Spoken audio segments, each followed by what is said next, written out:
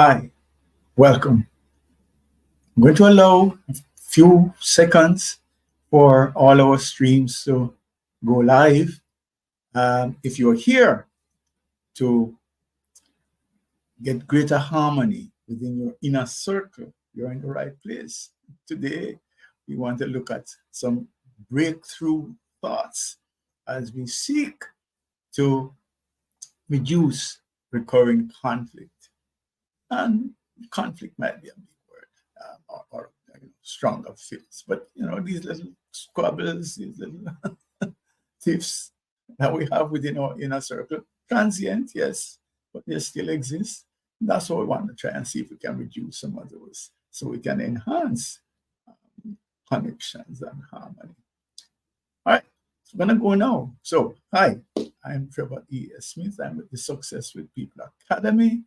And today, in this Success with People live class, we want to look at a 3-step plan to increase harmony in your teams, in your inner circle, in your family, and even in your special relationships. Right?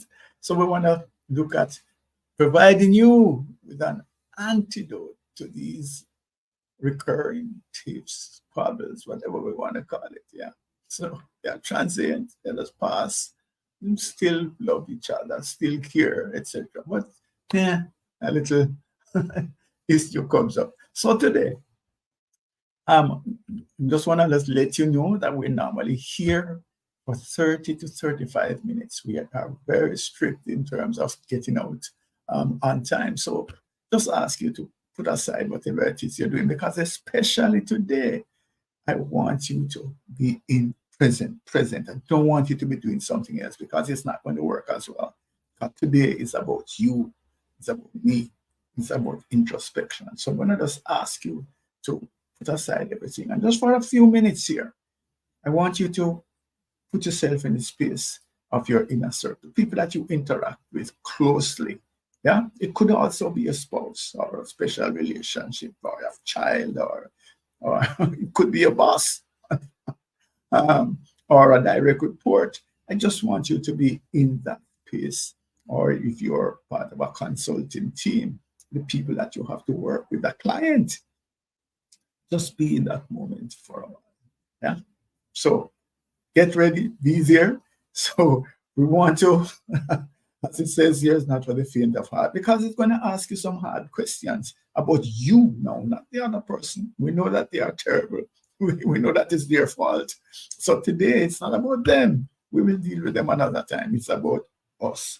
Yeah. So we're pointing the finger at ourselves. As it says here, we want to take off the mask and look at ourselves. So that's the request. All right, let's get going. So there's a golden rule for me. A golden rule in terms of interpersonal relationships is that we can't get anybody to do anything. We can't force people to do anything when it comes to behavior, really. In terms of modifying their behavior, asking them to be different, we can ask. What we can do is to adjust our behavior. We can adjust our behavior. And so since we can't, quote unquote, fix the other person, let us see if we can make adjustment to our behavior that can make a difference to the team dynamics or to the relationship. Yeah. So we have the power to make adjustments from our side. And so today, that's what we want to look at. What is it that we can adjust to? How can we modify our behavior? How can we change our mindset such that it has a positive impact on harmony in the relationship? That's where we want to go. So, I don't know. I was shocked, as a big adult with a senior executive, as a matter of fact, the managing director of a large British company. We were in Trinidad, and the waiter was really obnoxious. It was really terrible in terms of service. And this managing director got up and he bared his chest and says, touch a button, touch a button. You know, we did that at school as little boys, that if you want a fight or if you have a dispute, you say, all right, touch a button. And then, of course, that would set off the fight. So he was there. So touch a button also works in adulthood. And where I'm going with this is that sometimes others do things that are equivalent to touch a button, or that they know it's going to provoke you. They know it's not going to land well, but yet still they do it. It's almost like a reflex action. And so there are then the question as to, can we foresee when we are in a position or in a place where this is a touch a button moment, where we are being invited to touch a button? And do we touch the button? Sometimes we do. And that's how it escalates into full-blown conflict. But what if we were to walk away and to say, I'm not going to touch the button. I don't want to play that game today.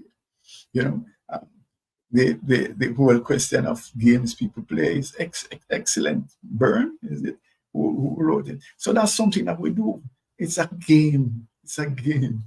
We seem to enjoy it. Even though it's a conflict, it seems to be part of the dynamic. We enjoy it.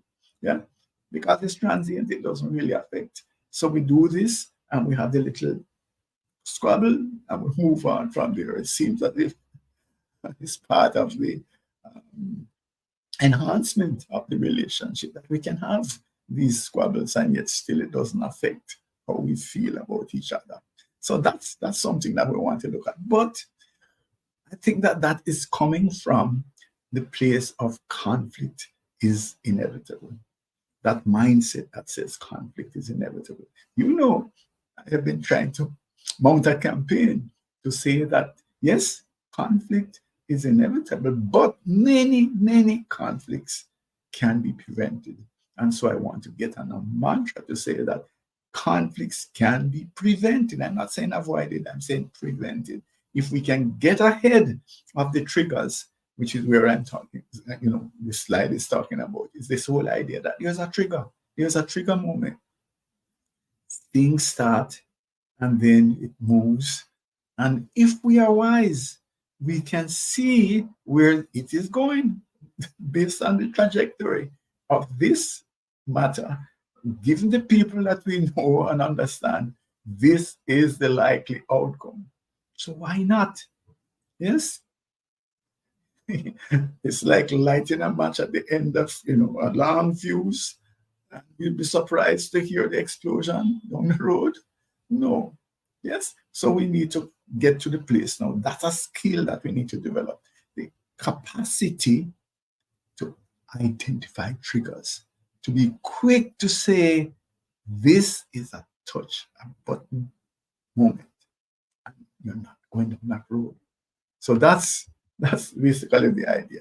So let us now start with the process of introspection. Remember, we're going to look at a 3-step plan to minimize these squabbles, these conflicts, these recurring episodes of disruption, distractions, whatever we want to call it. That's what we want to do. So here is one perspective. There is the innocence perspective, where maybe the person who did the action, the trigger action, the one who actually pushed the button, says, man, why are you so upset? Why are you angry? Why are you reacting in this way? I don't understand it, and it's off-putting. It's off-putting. I don't like, I don't know why you have to react in this kind of way or respond in this kind of way. And the whole focus of the innocent is on the other person's behavior. It's on my behavior. They are completely free of guilt of any role in the matter. Who, me? No, have nothing to do with me. It's about you. You are the one who has responded in this kind of way, and I don't know why. Hmm, interesting. Okay, so I hope you can identify with some of this. Okay, so here's an introspection for us to look at. Right. So the first thing is to examine our roles in recurring conflicts. Just go back and just look at some recent conflicts, squabbles, whatever we want to call it. We can find nice names for it, but for convenience, we're calling it conflict here. And to see if we can get to the root cause. Yeah. Just trace back as to what happened. This is the outcome. We are here now. Where the thinking is, hey, why are you behaving like this? Why are you ranting and raving? Why are you upset? Go back to see where it started. What were the trigger moments? So the question is, what if me, you could minimize these transient recurring squabbles? Would it make life a little easier and better? Or maybe the relationship is dependent on them, but assume that that is not the case. What if we asked ourselves some critical questions? The first one is, at the very core, if we can be totally objective, what were the circumstances leading up to the current situation? What happened before?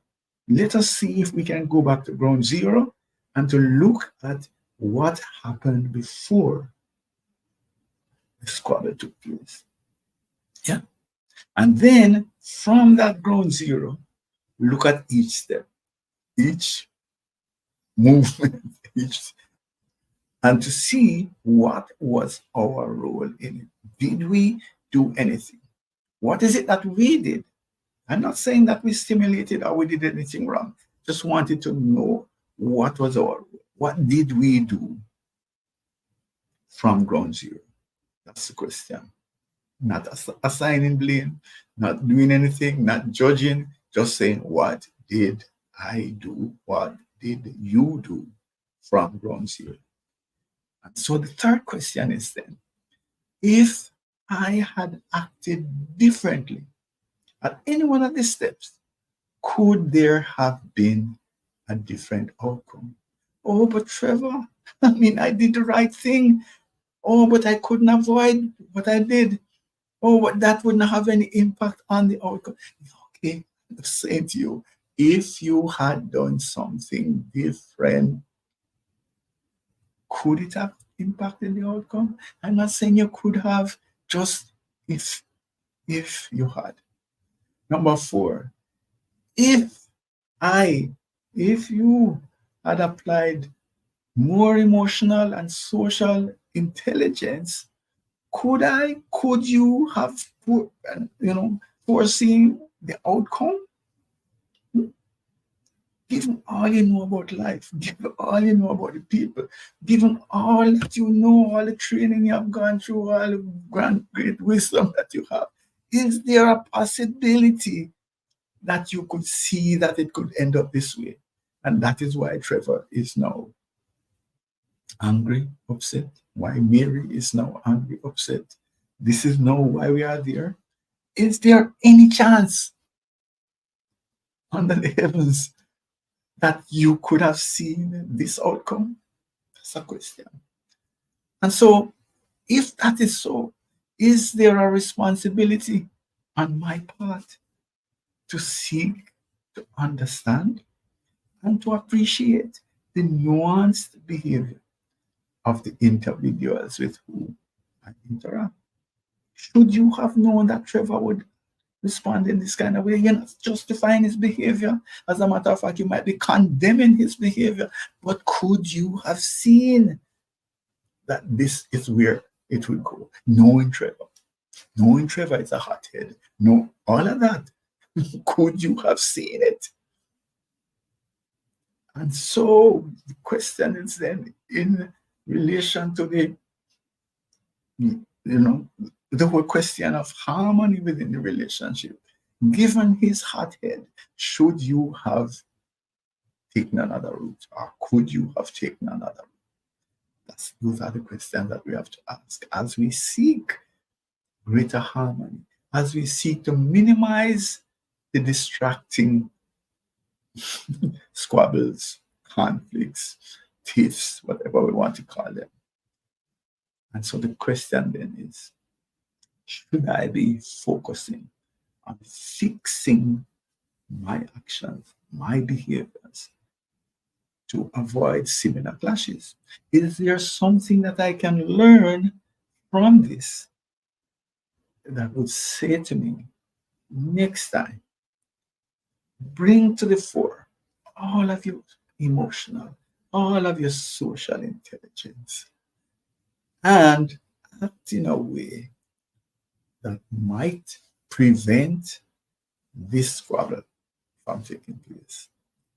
Hope this is making sense. By the way, there's a chat function. It's not as interactive as Zoom, but there is a possibility that you could say something to me, Trevor, that doesn't make any sense. What are you talking about? But so that's a possibility that you could type something in the chat. Or shockingly, you might say, but wait, that makes a little sense. That makes a little sense. All right. Introspection number 2 as we move the process forward. So there's the other side now. And that is the knee-jerk. What do you want me to do? You are the one that causes. If you didn't do that, why would, I wouldn't respond in the same way. You are the one that provoked me. See, you have it here. See the pen mark here where you struck me. Why are you shocked that I screamed? You are the one that did this. What did you expect me to do? Yes. You are the one that, called me out in the meeting. So what you expected me to do, how you expected me to respond. Yes. So that's it. So there's a person then that is saying, I am the victim. You're wondering why I'm behaving this way. I am the victim. What you want me to do?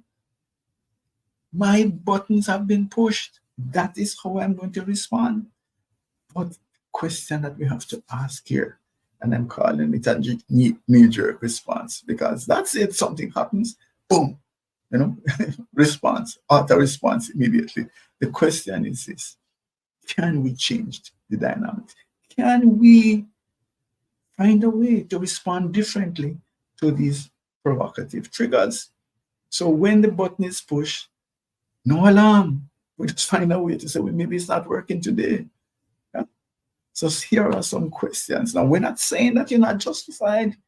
We're not saying that you're not wrong. We're not going down there. All I'm saying is, wrong as you are, is there a way to respond as against reacting such that peace reigns? Yes. All right. So here are some questions. Was your response appropriate to the nature of the trigger, or was it an overreaction? So, a little pinprick, should you have screamed and cried for a week? I'm just going on. But let us say somebody did something, they made an error. Here in a schoolboy actually stepped on another boy's shoe by accident. He was beaten badly because this is supposed to be a Clark's shoe, an expensive shoe, and he beat the fellow. Actually, the fellow had to go to hospital. So that's the kind of thing we're talking about. Is the response appropriate to what happened? So yes, maybe you were wrong, but did you have to take it this far? That's the first question. Did it have to get into escalated conflict? Again, calling upon your social and emotional intelligence. Could you have foreseen? This is a tricky one. Could you have foreseen the way that you responded would not have solved the problem, but in fact would have caused another round of conflict? Yeah. So now we have one conflict. And because of the nature of your response, we have another set of things. Yes. Now it is about your style and your behavior and how it's landing and so on. It's not about the issue. The issue is in the corner now. Now it is how do we respond, and why do you have to shout? Why do you have to behave in this kind of way? Yeah. Why would you have to send me this email about it? In this kind of way. Why do you use this language to me? Those are some of the things now. So that is the issue now. It's the language, it's the communication, it's the body language. That's the issue now. So the initial thing is behind. So should you consider that as well? That your response, your knee-jerk response, your auto response could be triggering yet another conflict. Of course, again, we're looking at the other side. Do you take time? Do I take time to understand and appreciate the behavioral styles of the individuals with which I interact on a regular basis? And if so, then what about my emotional maturity? Do I get to a place where I can start to control my auto responses, my knee-jerk reactions?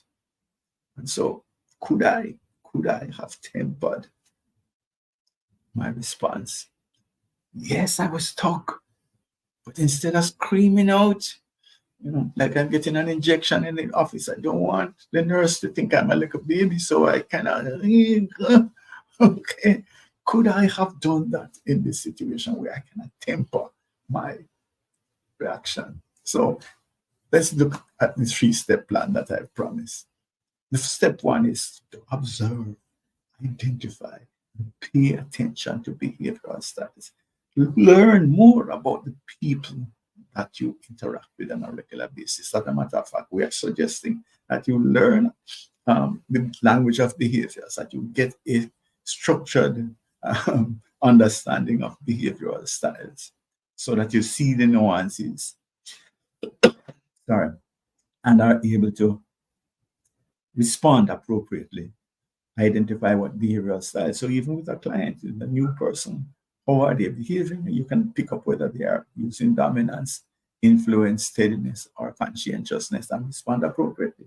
So if someone has the propensity to respond in a way that is displeasing to you, why would you create situations that make that kind of response obvious? Yeah. If you know that I don't like this, and when that situation comes, I'm going to behave in this kind of way. Why are you creating that situation? Why are you making that situation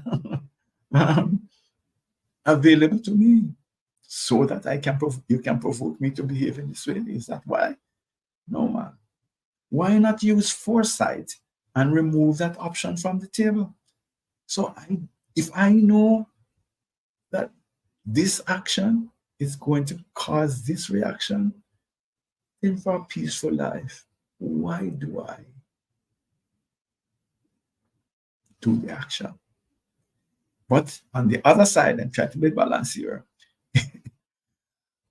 if on the other side, if I realize that Mary or John has a propensity to do things that I don't like, that John and Mary are going to provide triggers that are likely to provoke me, why don't I prepare myself to say, okay, I know that this action is going to come, and so therefore I'm going to train myself how to respond to them. I'm not going to give the knee jerk. I'm going to brace myself when I see John or Mary coming, or we are in this environment. I'm going to brace myself to make sure that I do not give them the satisfaction, or I do not explode. I do not respond in the way that I normally respond. I'm going to find a way to respond in a more productive and harmony-inducing manner. So the issue is that if I have a default reaction to every trigger, then I'm just a puppet. So John and Mary can just do anything and I will explode. All right. So step number 3 is the practice, really. Just look at life. Uh, Sorry, this is step number 2. Practice tracing triggers. Just look at life and to see, even if you're watching movies or whatever, just look at what happened here and where it led to, what it led to. So that's the beauty. Yeah. How did this event start? What was the outcome? What were the intervening factors? And so if we can predict how unfolding events end up, then we're going to learn. That's a skill that we will learn. So that when the things happen to us, we have those kinds of competencies already in place. And the third step is simple. Come out of the rain. Come out of the rain. Where I'm going with this, I'm saying is that it's not impossible for us to get caught in a shower of rain. But the wise ones of us would say, oh my gosh, I got caught in the rain. Let me just stand up here and get soaked. No. So what I'm saying is that these triggers might happen and you might move. The auto action might actually start, but stop. No, stop it. So we see ourselves going down the slippery slope, and if the auto response that is expected, that is traditional, is about to take place, stop, pull it, say, oh, you know something? I understand where you're coming from. I understand where you're coming from. Give me some time to process this, and I will get back to you. We can talk about it a little later. But let me just reflect on what it is that we're saying here, because we can talk about it a little later. So just extricate yourself, pull back out of it. So you see, you feel all the tension, you feel that you're about to explode. Step back. Okay, I hear it. I'm sorry. I understand where you're coming from. I understand what it is. Give me some time to think about this. We can talk about it later. Peace. Yeah. So those are the 3 steps. I'm going to go back. Basically, the one is just to identify, be able to pick up the styles from people so you know what's coming from them. Usually. All right? So we know what is likely to happen. And then you practice, develop your competence in terms of looking at start, finish. And so we can know more about triggers and get more comfortable looking at triggers. And the third thing is come out of the rain. It has started. You feel yourself going. You feel, the energy coming up. I hear you. I understand. Let's talk about it another time. All right. So the bottom line is that conflicts can be prevented with awareness, yeah, and a willingness to engage in honest introspection. There is a role. I'm not saying it's your fault. I'm not saying it's my fault. All I'm saying is that maybe we could have avoided it or prevented it. I prefer to say prevent and avoid, if we apply our emotional and social intelligence to identify the trigger moments and to deal with them appropriately. That's how we're going to increase harmony in our inner circle with the people that we interact with our bosses, with our husbands, with our wives, with our clients, with our colleagues. But practice. It's not going to happen overnight. Practice. I want to put something on the table for you. Very quickly, there is a possibility these things happen within our inner circle, whether it is family, husband, wife, small team you're working with, your inner circle at your job. And there is value, in understanding these things, because you spend most of your waking hours with these people, right? And so I'm just suggesting that getting behavioral assessments done of the team, getting them to understand themselves, getting to see how the team dynamics work. When we put up the team maps, the group, that inner circle map, you have a greater idea of how to respond. And I'm throwing out the possibility. If here is a email address there, info@success with people, that let's have a conversation about what we could do with your inner circle. For like $750, we could actually do the behavioral assessments and have online consultation for like 3 hours on a Zoom call. where we actually look at the dynamics of your inner circle so that peace will reign. And it's not just the negative side, it is in terms of then how do we motivate, how do we get the best from these persons, how do we uh, find ways, given where the individuals are in terms of their behavioral perspective, how do we actually motivate them, how do we get the best from them. So that's an invitation. Give me a call where we can actually look at your inner circle, the people that you deal with on an ongoing basis, and to see how we can not only produce greater harmony, but greater productivity. Can we get them to be their very best selves? All right. So the next steps is that review this 3-step plan. Reach out to me. You can reach out to me at info@successwithpeople.org or direct WhatsApp 876-535-6677. And then bear in mind that we have these live casts. We run them every week. And they're on YouTube, all on YouTube at Extended Disc Solutions. So you go to YouTube and it's at Extended Disc Solutions. And we can have a look at these live casts that are there. So who are we? We are the Success with People Academy, and we are a division of the InfoServe Group. We are SHRM recertification providers, which means that when we provide professional development credits, they can be applied to SHRM CP or SHRM SCP recertification, which means basically we function at high internationally accepted standards. And we deploy our discerning model of communication and leadership, as well as our conflict prevention framework to guide you individuals, teams, their inner circle to greater harmony, greater performance, and productivity. Yeah. And of course, yes, we are franchise holders for the Extended Disc Solutions on the Revolutionary Things platform. Let's have a conversation.